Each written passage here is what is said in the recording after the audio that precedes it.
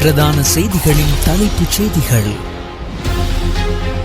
சர்வதேச நாணய நிதியத்துடனான ஒப்பந்தம் இரத்து செய்யப்படுமாயின் நாடு மீண்டும் பாரியதொரு நெருக்கடிக்கு முகம் கொடுக்க நேரிடும் என்று ஜனாதிபதி ரணில் விக்ரமசிங்கே தெரிவிப்பு.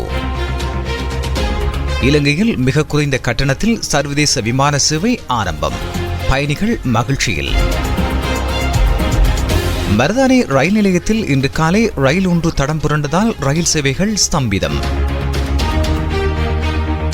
முஸ்லிம் காங்கிரஸ் தீர்மானம் எடுத்த பிறகு அதில் ஒளிந்து விளையாடுவதற்கு யாருக்கும் இடம் கிடையாது, ரவுஃப் ஹக்கீம் தெரிவிப்பு. மத்திய கிழக்கில் இன்று அதிகாலை கடும் பதற்றம். ஹிஸ்புல்லா இஸ்ரேல் பரஸ்பரம் பாரிய தாக்குதல். பங்களாதேஷ் அணியின் சகலதுறை வீரர் ஷகிபுல் ஹசன் மீது கொலை குற்றச்சாட்டு பதிவு செய்யப்பட்டுள்ளது. ஸ்டார் எஃப்எம் தலைப்புச் செய்திகள் கேட்டீர்கள். பிரதான செய்திகளின் தலைப்புச் செய்திகள் வழங்கியது லான்சிடெக் இலக்கம் 259 temple road, Jaffna. Star FM. Star FM. Your world radio from Sri Lanka.